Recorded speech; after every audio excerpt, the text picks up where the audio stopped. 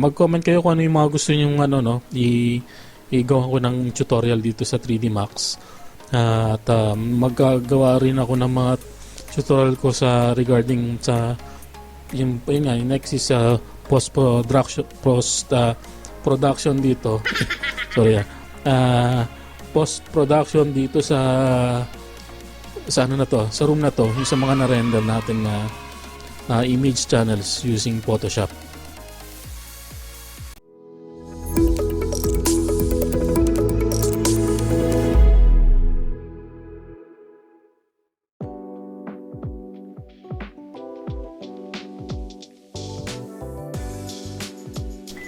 Hello guys, welcome na naman po. Kumusta po kayo mga ka-visualizer? Ngayon ang topic po natin na tuturo ko sa inyo ay meron akong ready na scene dito, 3D Max scene, interior, kung paano ako nagla-light ng lighting, yung lighting ko sa interior. So, isi-share ko po sa inyo kung paano yung workflow ko. So, halos ito yung yung kapag yung lighting nyo is gusto nyo magkaroon ng daylighting na pumapasok sa interior nyo, at the same time meron kayong ambient lighting. So, kaya meron ako ditong so nakaset up na yung mga light, yung mga V-ray lights ko dito. So, ipapakita ko lang sa inyo yung setting na ginagamit ko. Okay, simulan na natin. So, bali itong scene na to, meron tayo ditong sitting area, no? Unang gagawin ko is, syempre maglalagay kayo ng unang gagawin natin, maglalagay kayo ng V-ray lights. So, in-assume ko na at this level, itong tutorial na to is medyo nasa kalagitnaan na kayo ng knowledge nyo ng 3D Max, no? So kung sino yung mga gustong from scratch talaga, kung paano maglinis ng scene, at paano mag-model, sa ibang tutorial ko na lang po ibibigay sa inyo yun, no? Mag-comment na lang po kayo sa baba kung ano yung mga request nyo na na tutorial para sa dito sa tutorial natin. Okay, so i-share ko lang to, yung lighting ko. So una, syempre meron na kasi akong pre-setup na dito na ilaw ko. Una kong ilalagay, galawin muna natin tong dito sa selection natin, no? Lagay natin sa lights, para lights lang yung masiselect ko. So meron akong ilaw dito sa may side ng window na to. So naglagay ako ng V-ray plane, tapos ang intensity niya is nasa 10 lang.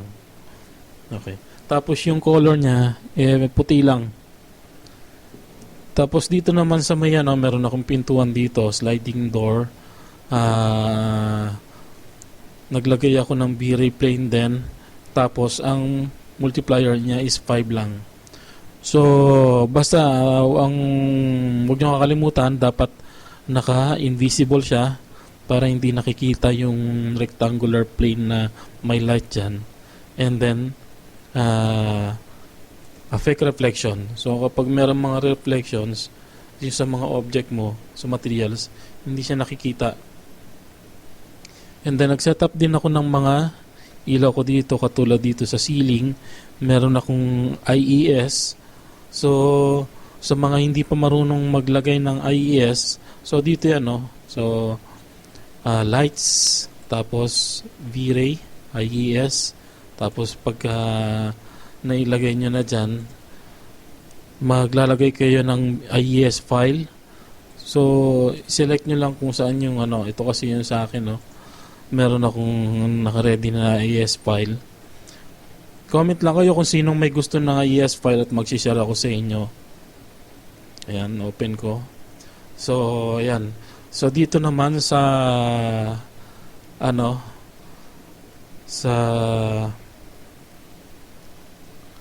naglagay din ako ng mga ilaw dito sa dito sa may shelves ko. Plain din, pero yung length niya, yung width niya, mga 2 centimeters lang. Tapos kasing length ng halos ng opening ng shelves.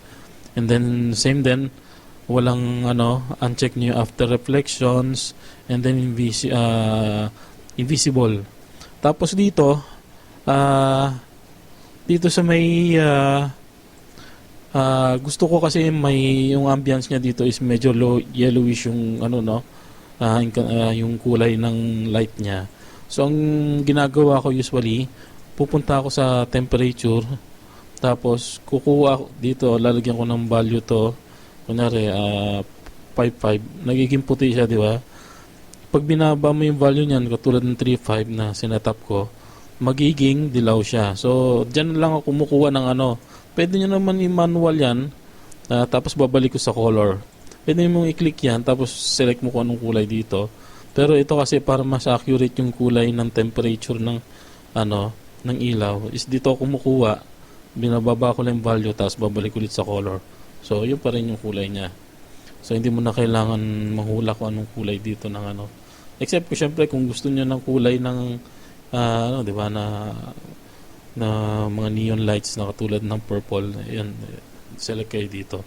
Pero kung ito, yung ambient light lang na parang hindi incandescent na or LED na yellowish, so ito. So babalik ko lang ng color. So ang value niya is 50. Medyo malakas dahil malilit yung strips lang kasi siya ng lighting niya. Tapos so yun. So sa loob ng scene, yun yung mga ilaw ko, no. So ito rin ganun din. IES file din yung nilagay ko doon. Dito naman sa chandelier, kailangan lang ng ambient light siya na ayan, tinutukan ko lang siya doon ng ayan, mesh light, tapos meron lang siya naka-temperature siya na tapos color, tapos maliit lang, 4 multiplier lang ng 4. Okay, tapos ang pinaka-importante, para meron kang lalabas na ilaw na natural, so syempre dapat itong itong scene mo is, kung meron kayong dyan sa ito, hindi kasi kaya hindi maselect. So yan,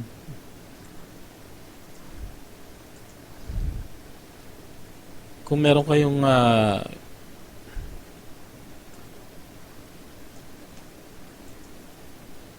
yan, so yan yung glass ko, no. So kung meron kayong glass dyan, i-check nyo lang kung siya, yung translucency niya, medyo siya, kung makikita nyo dito, pag sinelect ko yung translucency ng medyo malakas siya. So ayan, ayan yung glass ko.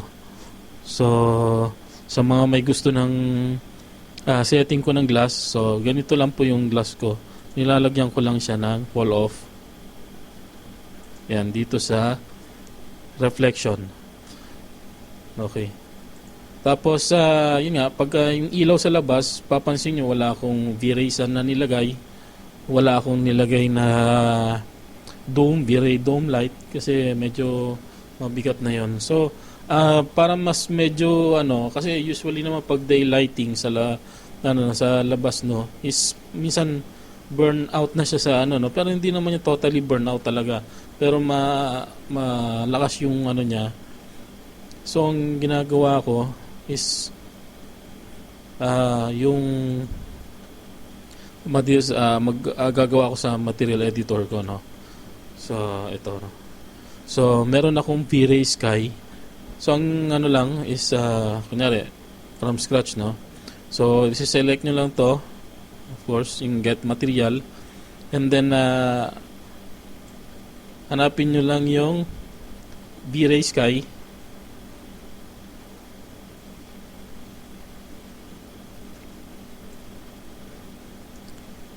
So yan, V-Ray Sky, then double click para mapunta siya doon, no. So yan. So ang gagawin ko is, ang setting ko ng V-Ray Sky is check nyo lang yung sun node. Tapos dito sa intensity multiplier, ito yung mismo yung ano no, kung gaano kaliwanag yung bibigay ng ilaw natin sa daylight natin. So dito hindi ko na ginagalaw yan para medyo bluish yung dating sa labas or maputi lang. Dito tinataasan ko siya hanggang 3. So halos burnout na talaga siya. Pero makikita nyo na pag sobrang wala na makita na ano, babaan nyo lang kahit mga 2 or 1, tingnan mo. Pero sa ngayon medyo iset up natin as 3. Tapos itong size multiplier, ito yung pasok ng shading mo, no? Kung gusto nyo ng pag may pumasok na shade doon sa loob ng kwarto nyo is medyo malabo yung ano niya, yung shadows niya. So ito kasi medyo sharp yan, no? So gagawin ko lang siya ng 3 din. So ganyan yung setup ko. Tapos pagka na-setup nyo na itong V-Ray Sky nyo, i-open nyo yung sa render setup, sa click nyo yung 8 or itong environment. Tapos ang gagawin nyo is itong V-Ray Sky nyo, i-drag nyo dito. Ito, hold nyo to Tapos i-drag nyo dito sa environment map. Tapos release, lalabas to. I-instance nyo lang, then okay. So automatic mag-check yun, no? So ayan. Pagdating naman sa may render setup, kung gusto ko siya i-preview ng medyo malaki na 2.4 by 1.8. So ang niya, ratio niya is 1.3. Ilalak ko lang yan. So yun. And then dito sa render setup ko is ang nilalagay ko is Catmull ROM para medyo sharpen. Ayan with the pronounced edge enhancement effects para medyo siya sharp yung mga edges niya. Tapos ang ginagalaw ko pa is dito. Ito naman nakakatulong ang adaptive image sampler sa maximum subdivision. Ito lang yung ginagalaw ko. Minsan kapag medyo noisy yung yung light ko, yung scene ko, tinataasan ko to mga 16 ganon or 24. Punta tayo sa may GI. Sa GI naman, ito hindi ko na binubuksan to na ambient occlusion.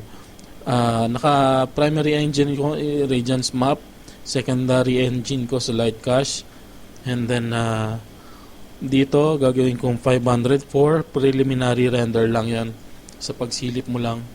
Tapos tingnan mo kung mapapansin nyo dito under V-Ray wala akong nilalagay na ilaw sa environment.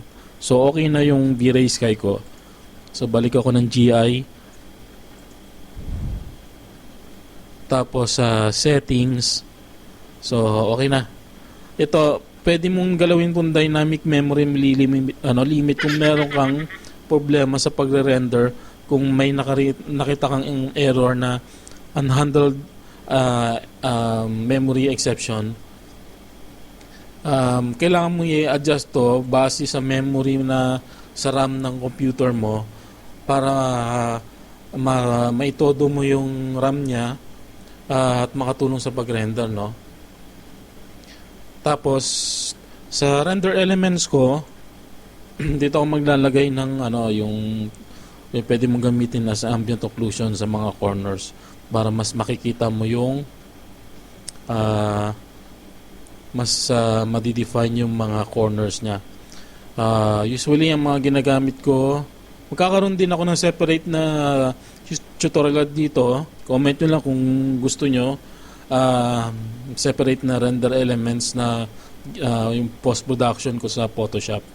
Sa ngayon hanggang V-Ray lighting pa lang ako dito sa sa 3D Max.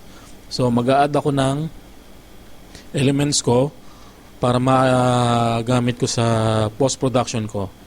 So ang wire color, ano lang, para makaselect kayo ng marami, control lang, hold control. Tapos ang V-ray reflection, and then V-ray refraction, and then V-ray extra text. Ito yung dirt, yung tinatawag na dirt, no, yung sa mga corners, ambient occlusion. Imbis na kasama sa rendering nyo, at least ilalagay nyo na lang siya sa post-production. Ayan.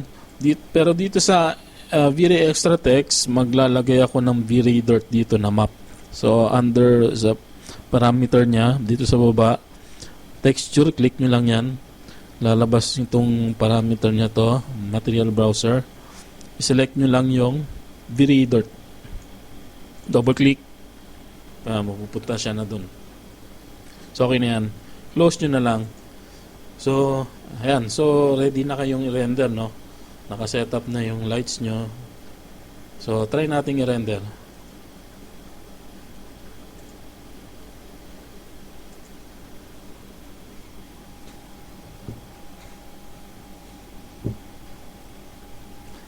Ito nga pala, itong ano na to, no? Itong lighting setup nito is sa mga gumagamit ng lower version ng 3D Max at V-Ray, no? Dahil lang V-Ray NXS, yung mga ibang parameters niya, medyo automatic na siya, no? Hindi mo na kailangan i-adjust. Pwede pa rin manually kung gusto mo, pero meron na silang mga naka-preset na. So ito, nag-render na tayo. So ang gamit ko is dito sa tutorial na to is yung V-Ray 3D Max 2014, tapos yung V-Ray ko is 3.0. So ayan. So itong ano na to, tutorial is nito for sa lower version ng V-Ray at 3D Max. Magagawa din tayo ng ibang video lighting tutorial para sa V-Ray Next. So meron ako sa ginagamit ko sa higher version ng V-Ray is 2018, tapos V-Ray Next 1.1 na ako. So gagawa ko ng separate na tutorial. A few moments later. Ayun, no. So pag natapos na mag-render, medyo okay naman yung lighting niya, no. Ang kailangan lang natin i-adjust is yung contrast niya. So ito ang gagawin natin dito sa baba ng brain frame buffer. Dapat naka-on tong use color curve correction. Tapos i-click nyo itong show corrections control. So lalabas to. So tabi lang natin. So ang gagawin natin, i-adjust natin yung curve na to para magkaroon siya ng contrast. So dito sa taas, i-click nyo lang yan, right click. Tapos Bezier, click mo yung Bezier. Tapos itong white point nya dito, taas mo lang konti. So yan. Hanggang dapat naka-hold yan. Hold click nyo, tapos yan. So kunyari yan, no? Kung okay na sa inyo yung contrast na yan, release nyo. Tapos dito naman sa baba, right click nyo rin, Bezier. Tapos itong sa dulo, adjust nyo rin yan. Para yung mga dark spots nya, ma-adjust. Ayan. Yan. So, kunyari, okay na yan, no? So, tingin nyo, okay na yan. So, saka nyo siya i-save. So, kapag mag-save kayo, makikita, ito yung, kung isi-select nyo itong, yung double, yung icon na double, yung, disk nya dito. Para ma-save yung lahat ng image channels. So, isi-save lang natin sa location. So, gumawa ko ng folder ko, raw. Gawa tayo ng bagong folder sa ito. Living room. Ito. So, ayan. Na-rename natin. Living room. Targa. So, ito kaya sinisave ng Starga file kasi kapag pinasok mo sa Photoshop, yung parameters na pwede mong i-adjust, kung mag-adjust ka ng levels ng controls niya, saturation niya, mas mahaba yung parameters na ma-adjust mo kumpara mo sa JPEG. At saka ma-maintain niya yung sharpness ng na nirender nyo sa 3D Max. So override ko lang na 2.2 tapos save. So ayan, na-save na, no? So ang i-adjust lang natin dito is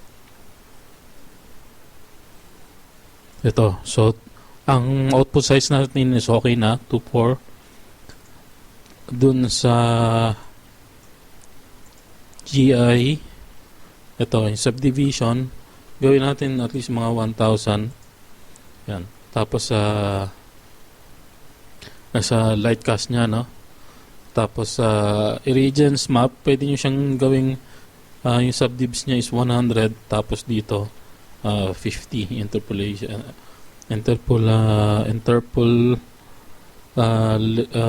samples 50. So yan ang final setup ng render nyo. Yan, so i-render nyo lang ulit, no, katulad nun. So yung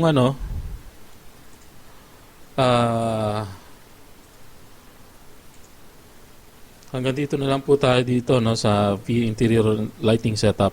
So halos ganun lang yung workflow ko sa pag setup ko ng lighting sa interior. Pero ito kasi sa yung sa mga max lower max version tsaka V-Ray, lower version ng V-Ray. Kasi pag nag-V-Ray next ka na, medyo halos automatic na yung mga presets yung settings niya. So wala ka na masyadong i-adjust. Ang last na lang siguro papakita ko sa inyo, ito yung kasi pag sa V-Ray next naka-adjust na to. Pero sorry.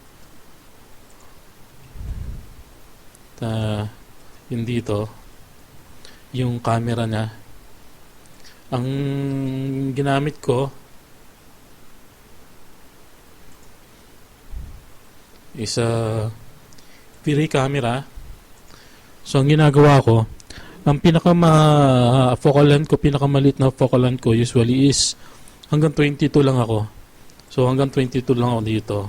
Pero usually ang ginagamit ko is 24, 28. Depende sa room. Kung maliit ang room, sinasagad ko hanggang 22. Tapos ito, ang original na kasi ang default na shutter speed ng sa V-Ray physical camera is 200. Tapos yung ISO niya is hindi ko na pinapalitan yan. So dito lang ang pinabago ko lang diyan, ito at least 25 yung ginawa ko dito sa scene ko. So nakakadagdag din siya sa para hindi ka na masyadong mag-adjust sa V-Ray light sa multiplier niya. Pwede kang mag-adjust dito para makontrol mo rin yung exposure dun sa sa camera mo. Yun. So, yun lang po. Maraming salamat at next time po ulit mag-comment kayo kung ano yung mga gusto niyo i-gawa ko ng tutorial dito sa 3D Max. At maggagawa rin ako ng mga tutorial ko regarding sa yung next is post production dito. Sorry. Post production dito sa sa ano na to, sa room na to, yung sa mga na-render natin na image channels using Photoshop. At saka Lumion, maggagawa din ako ng tutorials ko sa Lumion kung paano mag-render ng interior, lighting, exterior, at saka animation. So, tutok lang po, no? Pa-subscribe na lang po. Maraming salamat po ulit at